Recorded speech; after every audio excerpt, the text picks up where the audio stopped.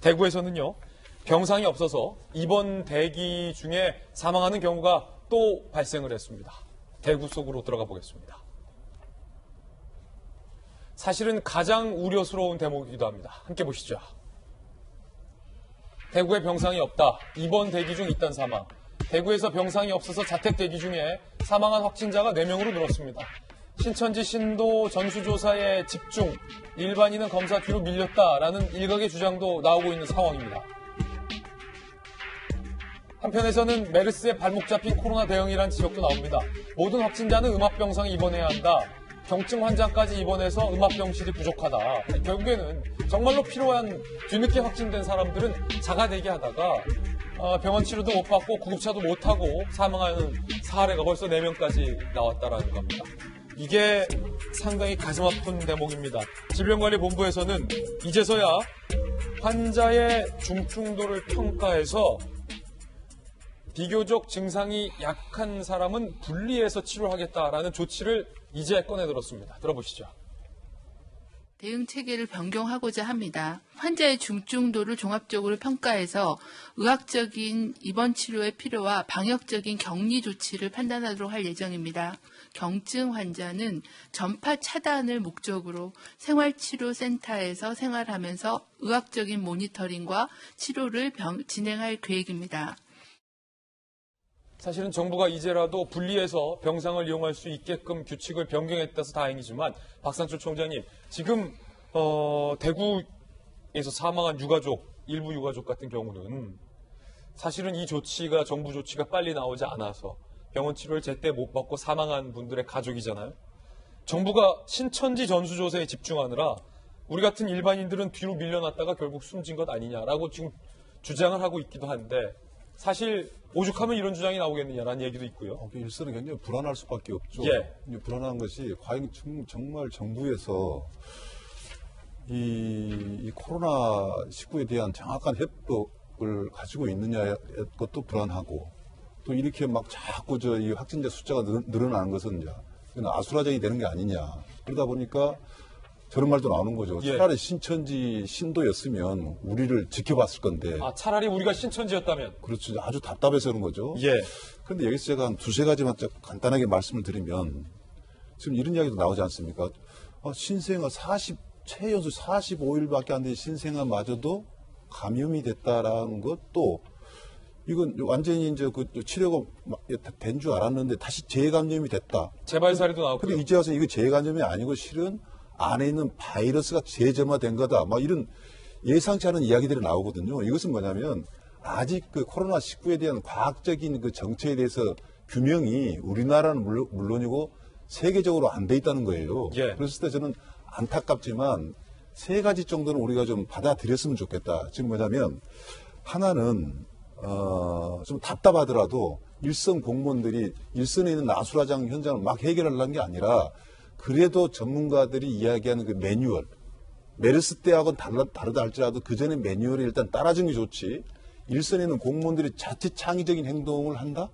그것도 굉장히 위험할 수도 있고. 지금 상황에서 위험하다. 또 하나는 뭐냐면 차라리 아까 경증 환자는 어떻게 하고 센터로 옮기고 이건 참 좋은 방법인 것 같아요. 그럼에도 불구하고 가끔 이런 이야기를 해요. 오히려 중국은 잡혀가고 있는 것이 우한에서 체육관에 몽땅 사람 쓸어다가 그냥 이 의료진들이 관리하는 게 훨씬 낫다.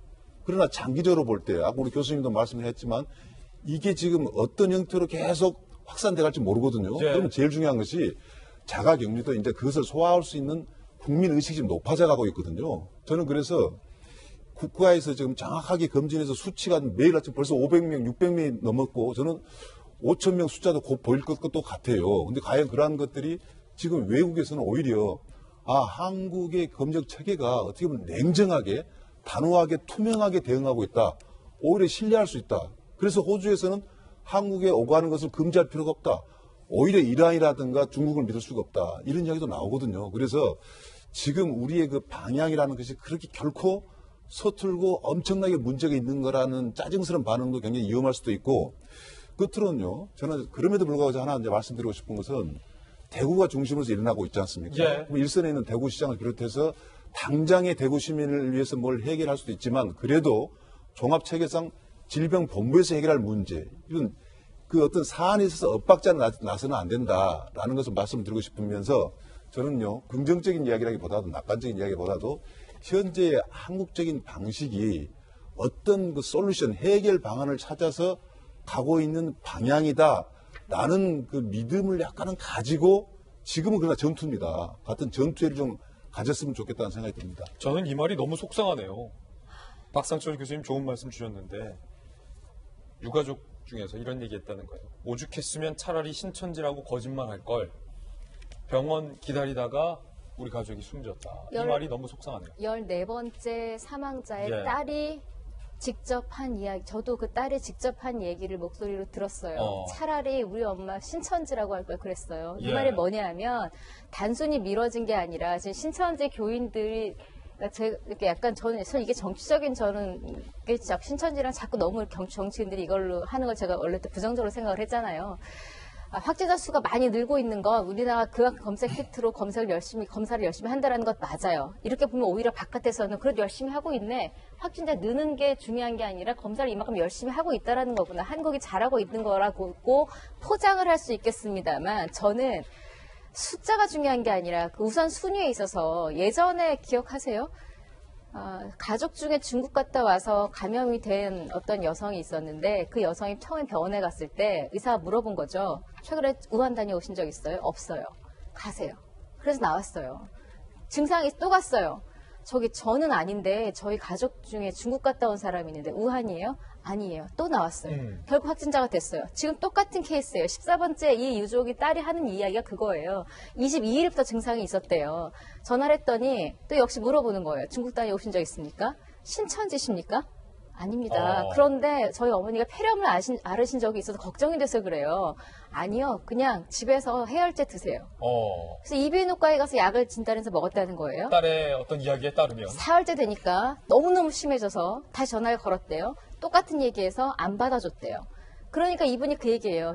그때 신천지였어요 라고 했으면 다시 말하면 지금 신천지 교인들은 어쩌면은 이렇게 역설적으로 혜택을 받고 있다는 생각까지 들었다는 거예요. 왜냐하면 지금 신천지 교인들은 내가 신천지다 혹은 그 예배에 참여했다 이런 거를 지금 숨기고 있다는 이유로 예배에 참여했던 사람뿐만 아니라 아닌 사람도 다 지금 몇만 명을 지금 조사를 하고 있다고 자랑을 하고 있잖아요. 몇만 명 중에 우리가 벌써 94%를 이번에 진단을 완료했습니다. 근데 신천지가 아닌 분들은 그 와중에 뒤로 밀려나고 있는 것이고 신천지 위주로 하다 보니까 지금 확진자는 계속 신천지 출신입니다 이렇게 나올 수밖에 없는 결과예요. 그러다 보니까 또 활용하기 좋죠. 신천지가 문제입니다. 대한민국 국민이 문제예요. 중국의 문제가 아니라 중국 갔다 온 신천지가 문제예요. 근데 아직 신천지 첫 번째 31번째 감염자가 누구로부터 감염되는지 아직 확인되지 않았어요. 우한 갔다 온 교인한테 감염이 된 건지 아니면 지역 감염으로 다른 대구에 있는 사람한테 감염이 돼 신천지 오히려 그 사람이 퍼뜨린 건지 아무것도 모르는 상황에서 전 이렇게 밀리고 있는 서민들이 죽어가고 있다는 게 현실이거든요. 그래서 투명하니 우리나라 진료가 좋다 이 얘기보다는 명확하게 문제를 보면 이게 우선순위가 나와요. 사망하지 않을 분이 사망을 했다는 저 이런 생각까지 들어요. 너무너무 가슴이 아팠어요. 딸 이야기를 들으면서. 이 부분 좀 새겨 들으셨으면 좋겠습니다. 잠시 후에 질병관리본부의 발표가 있으면 밤사이에 추가된 확진자 수에 대해서도 발빠르게 전해드리겠습니다.